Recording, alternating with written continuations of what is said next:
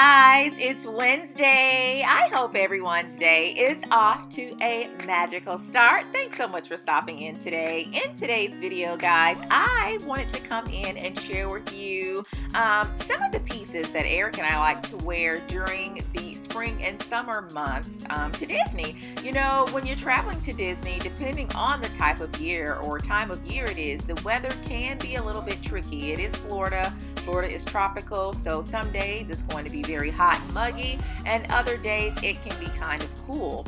So what I'm showing you here, guys, are a few of the little tanks that I purchased from Old Navy. Yes, the price says $14 and some change, but they were only $9. And for me, the name of the game is always layering. I like to wear different pieces that I can easily layer. And these little tank tops that you see here that were, again, $9 at Old Navy definitely fit the bill.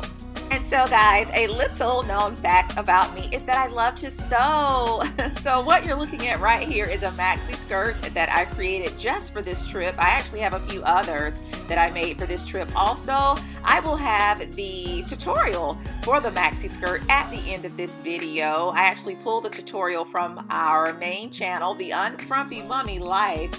But yeah, I just love maxi skirts. I thought that they would look great with these tanks that I again purchased from Old Navy. And again, going back to the whole layering thing, you know, during the morning times in Orlando, the weather can still be kind of cool. So I think wearing a nice denim long sleeve shirt with the tank and the skirts would just really give you a chic but very effortless park look.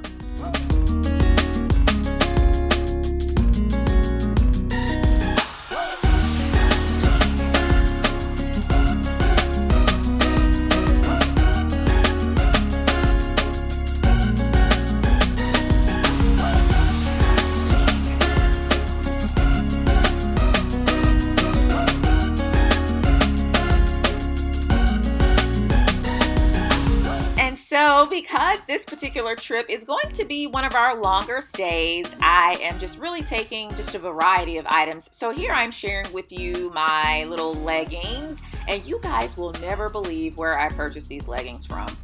Walgreens. Yes, Walgreens. The little drugstore Walgreens. Yep, that one. And these were around $3 and some change, guys. But these are some really good leggings. I love the fact that they are in black. You know, you can kind of pair black with any type of colored shirt. They also come in gray and a host of other colors, but I just kind of like to stick to the black and gray. And again, with the layering, I can put on those same Old Navy tops and put on a long sleeve denim shirt to cover the bum. You know, we don't want the bum hanging out. But another option also, if you don't want to do the denim long sleeve shirt, Target has some great deals on their longer tees. Guys, I think these tees were around, let's see here, a little over $6, like $6.49 or 50 cents or something like that. So yeah, these tees are really, really long and they cover the bum. So, you know, everything isn't all hanging out. And as you can see, I picked them up in a host of colors, just like I did with the ones from Old Navy. For me, if I find some little tees or whatever the clothing item is that I like, if I can, I try to pick them up in multiple colors.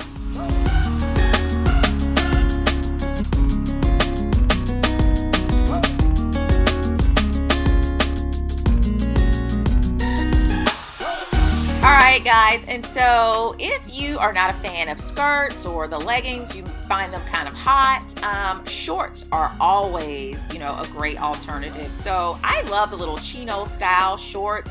They give you just the right amount of length. And guys, as you can see here, you can purchase them in all different colors and also patterns. And most of these, guys, I purchased from Lerner, New York, and also I think these are like from Nordstrom or something like that, but I did get a great deal. But these are just the most comfortable shorts, guys. That first pair, can you imagine wearing those to the Polynesian, or even these right here with the zebras on them, wearing these to Animal Kingdom? I just love these, and possibly pairing them with one of the white tanks. Oh my gosh, guys, I have to interrupt this video. Eric just walked in with the mother of all finds from Target. All right, so in a previous video, I know that I've mentioned just how, kind of disgusting the female bathrooms can be in the theme parks. And so I take my bathroom bag in there and I have a little bottle of perfume or whatever to kind of, try my best to deodorize the stall entering and exiting. Well, look at what Eric found in Target. A Lysol to go, a travel size Lysol, guys, that ladies, we can put in our purses.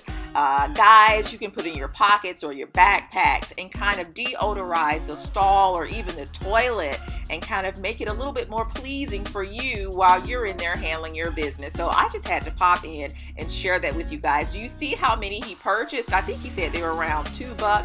I am so looking forward to popping one of these in my Disney park bag and having them with us on our upcoming trip.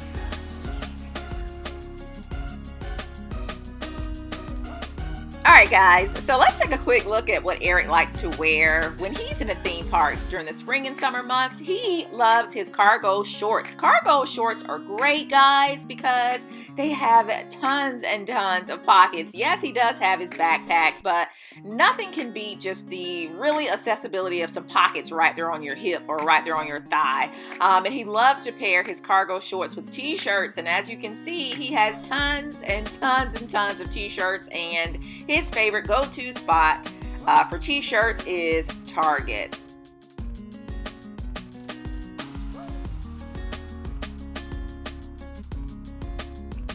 And so guys, as promised, here is the tutorial for the maxi skirts. Like I said, the original video can be found over on our other channel, the Unfrumpy Mommy Life, but I just really felt compelled to share it with everyone over here on Disney on a Dime.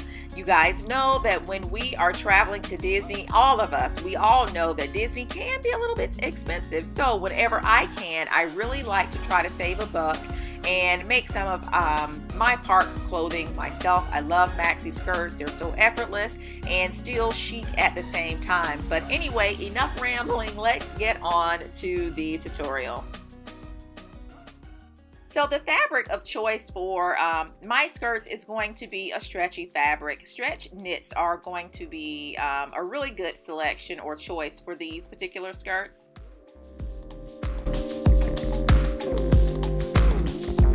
Alright guys, so this is the fabric that I will be working with today, and as you can see, I have it folded in half. We do want to start with our fabric folded in half, and then you want to put the right sides of the fabric together, and I will be doing that here in just a second. And I like to do this because in a minute I'm going to probably mark up the fabric and make little notations on it, and you don't want to mess up the good side of the fabric. So you want to put the wrong side of the fabric out, and that is what will be exposed.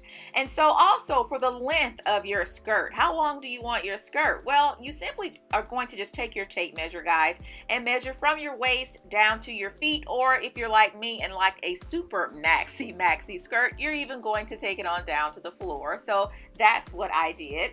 All right, and so with our fabric folded in half, and we've made our little marking as to how long we want our skirt, we now want to take our waist measurements, okay? So whatever measurement you get from measuring your waist, you're now going to take your tape measure, fold it in half, and just take a little marker or a fabric pin and just kind of make a little note right there, a little dot right there on your fabric. Alright guys, so now that we have our waist measurement, put that little dot up there, we're going to go from that little dot down to where we said we want the length of our skirt to be. So we're going to start up at the top and on a diagonal, because we want this to be a really wide skirt at the bottom. I love making it wide and flowy at the bottom, so that's why we're doing this little diagonal here. So going from the waist little dot down to where we said we want the length of the skirt to be, and we're just going to start cutting out our little pattern.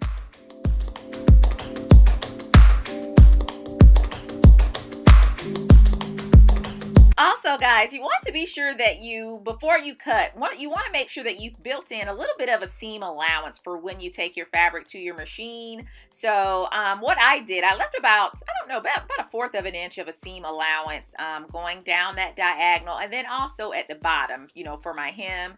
All right, and so as I'm cutting, you guys will notice that I have added some canned goods, some baked beans here to my fabric, and this is just to keep it from moving.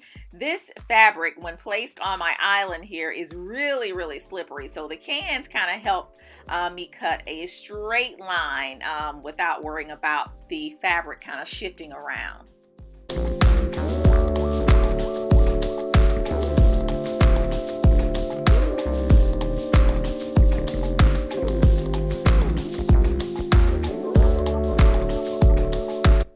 Guys, so as you can see here, I have my skirt all cut out. I think I did a pretty good job of keeping those lines straight. So what you want to do now, all the areas that we are needing to sew down, we want to go ahead and pin those areas so that we make sure we keep our fabric together. All right, so I've pinned down the side or that diagonal of the fabric. Now I want to go ahead, guys, and work on my waistband. Okay, so you want to fold over your waist up at the top of your skirt, and the size of your fold, guys, is going to depend on the size of your elastic. And here I have several different sizes of elastic, and let's say I was going to use that piece there, it would fit really nicely in that fold that I've created right there.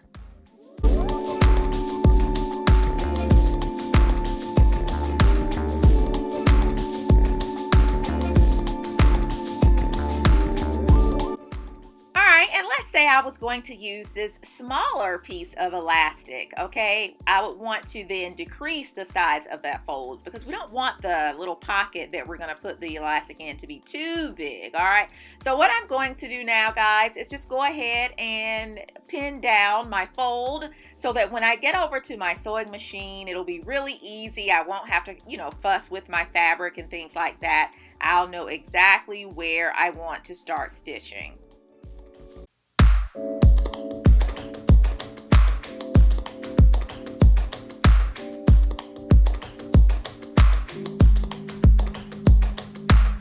And speaking of stitching, guys, as we are pinning, we want to make sure that we leave a little bitty gap, a little bit of a gap actually, in our waistband, and that is going to be where we enter with our elastic. So I'm showing you right here that little flap.